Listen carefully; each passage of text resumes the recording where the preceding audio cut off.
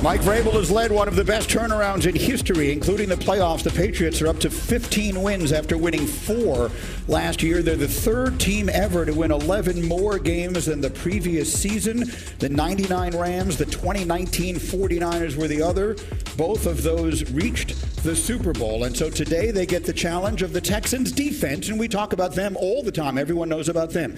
There's also both sides of the ball. Let's talk about CJ Stroud. And Tedy, what you saw from him in particular last week and what that might mean for the game today. Well, CJ struggled a little bit at times, looked a little confused actually when he was playing. So the New England Patriot defense majors in that. Defensive coordinator Zach Kerr that stepped in for Terrell Williams had to leave earlier this season because of health-related issues. Terrell, I hear you're doing well. You keep getting better, buddy. We'll keep praying for you, okay? But Zach Kerr, defensive coordinator, has been doing a great job. Robert Spillane talked earlier this week how confusing the Chargers actually thought this defense was. After the game, talking to a few of the guys on their team, they had no clue what we were doing, and they came up and said that. We have no clue what you guys were in all game.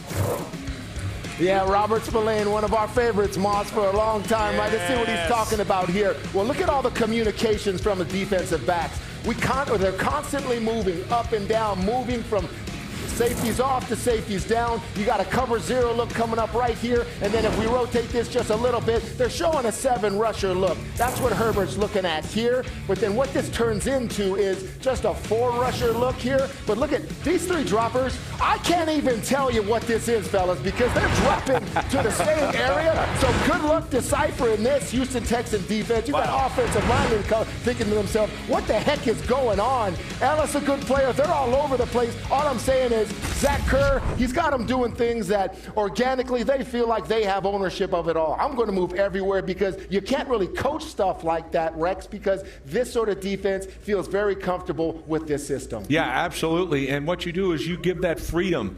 All right, Vrabel and company are giving the freedom to their players, and now they know that system so well. They know the time. They know when that ball is going to be snapped, and especially playing at home with it loud and everything else, the communication is critical for that offense, and that's why I think it's going to be it's going to be brutal. They got to stay ahead of the stick, so this defense will light them up. Not just Houston's, but New England's. This is the 3rd-rated defense in the National Football League, and I'm going to tell you, there's a player, Milton Williams, that they signed in the offseason, to me, was one of the biggest acquisitions in the National Football League, and we know they lead the league in defense and stopping a run when he's out there. And so to me, watch him push in the pocket. Absolutely great coordination by Mike Vrabel. And that defensive confusion is going to have an effect on the opposing quarterback. CJ Stroud, listen, something that reared its head last week for this Texans offense were these gun snaps, right? 5 times we saw gun snaps on the ground. And something that doesn't get talked a lot about from the gun position when you're on the road and there's crowd noise and you're going silent is the quarterback's vision, right? You got to understand when you're at home, you got cadence and you call for the ball set, you know exactly when it's coming. You can watch CJ Stroud, right? It's silent cadence. He's watching the defense. He's trying to gather information. He just lifted his leg. That's like lighting a fuse, right? All of a sudden, the guard's tapping the center, the head's bobbing. He's still trying to gather information. He's trying to time up his eyes when the snap's coming, and then bam, get my eyes back up on the defense, right? Because I got to know what's happening. All of a sudden, the ball's on the ground. We saw it 5 times. You mentioned that Patriot defense, all the different unorthodox things they do. It's going to be there again today because, again, as a quarterback, you're taking information, motion's coming, you're trying to see what they're doing. You've lifted your leg, right? And again, that is a fuse has been lit. The left guard's looking back. He taps the center. He does the head bob. But it gives you anxiety as a quarterback to stare down and be waiting for the snap and not knowing what the defense is doing, right? We'll see if they get it figured out today. because you can't have these negative plays against this defense. And then, Randy, to make matters worse, they go without their best receiver. Nico Collins not available for the Texans. He's hurt, and so obviously a lot of things working against them on that side of the ball. You know, when you talk about last week's game and Nico Collins going out, it was like, well, where was the production going to come from? You have two nice big wide receivers on the outsides with Higgins and Hutchinson, but they have a guy to work the middle. I'm talking about Christian Kirk. What he was able to do last week, being able to put up his numbers, 8 catches for 144 yards and getting in the box one time. One thing that I think for me the question I had was bringing a dome team out of the dome in these cold environments last week in Pittsburgh. Well, it's going to be similar out there this evening. So I just think that Everybody thinking that the Patriots defense is just going to walk all over this Houston Texans offense, but last week, after the performance in the middle by Christian Kirk, I still think they have some offensive weapons and they can still put points on the board. Question is, if it's a low-scoring game, maybe both teams are in it. A high-scoring game does not seem extremely likely, particularly I'd still like to see a little more snow. Linebacker coaches. It's coming. The snow is definitely coming. And today's the third meeting, by the way, as head coaches between linebackers Mike Vrabel and DeMeco Ryans. They met twice as players. Their second matchup in 2010, Vrabel was a Chief. He caught this 2-yard touchdown against Ryans' Texans. It was the 12th and final touchdown catch of Vrabel's career. He has the greatest statistic maybe in NFL history. In his career, he had 12 receptions for 12 touchdowns. He was always politicking for touchdowns. He was always doing that. The one thing about it, when I became a Patriot, they used to put the goal line package in, and I said, he used to point at me, you out. And I had to look at the statistics to see, how many catches, how many touchdowns, so it really made sense. So I had to move out the way. 12 for 12 to 2011, the longest home win streak in the divisional playoffs by any franchise since the round began in 1970. The streak is not longer than 8 because of Rex Ryan and the 2010 New York Jets.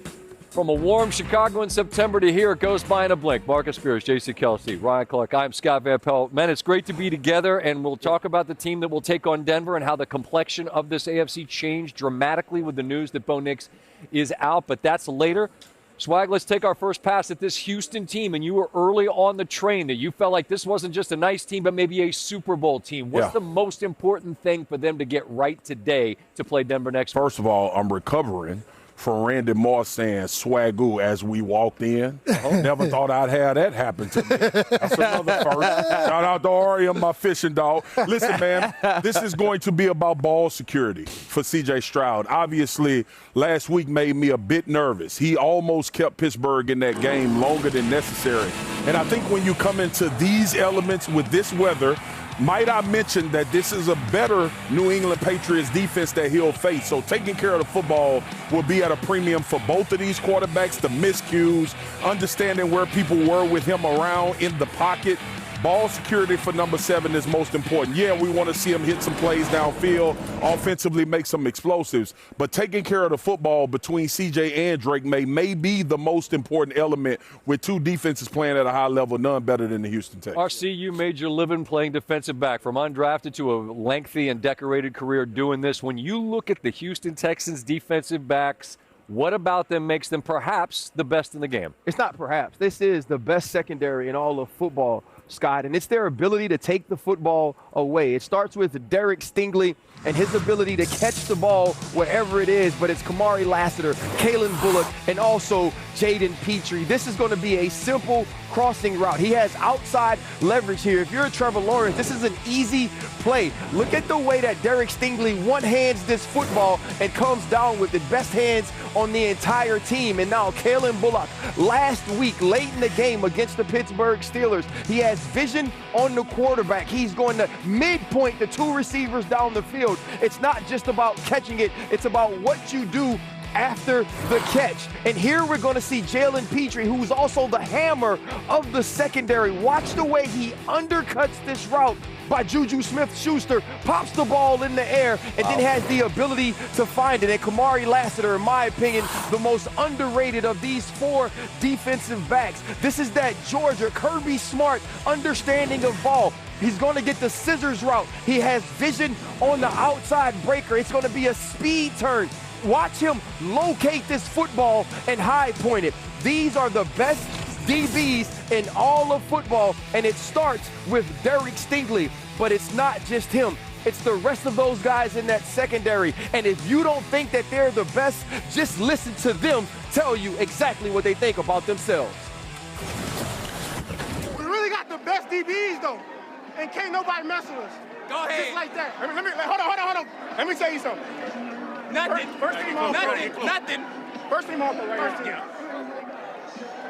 We had 3 TFLs in one play, 0 points, 0 pass rating, pick 6. And he just that boy. Mask up.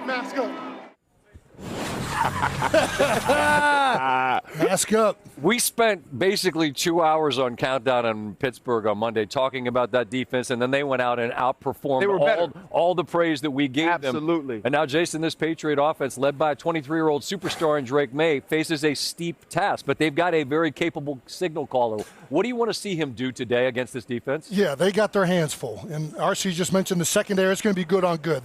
New England's bringing in the MVP candidate, Drake Maye, into this one. He's the best quarterback at 15-plus yard throws in the league. And we're going to see him versus secondary all night. He's been number one in attempts, percentage, under pressure, touchdowns, like all that stuff. And then under pressure, he can make plays, right, when things break down. And that's the thing that really stands out is his ability to extend, right? Yeah. I think Houston, as good as their rush is, I love a speed option, short yardage. Hit him with the hezzy. That was an outstanding play against the Chargers last week.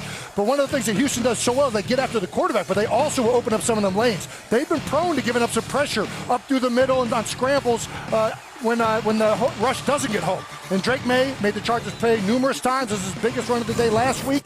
I believe he is going to have to be active with his legs to have success today against the Houston Texans. I'm just going to say this, though. Your stinking hat is phenomenal. It's my warming hat. I mean, top notch. Yeah, thank you. I wish you could button under your chin.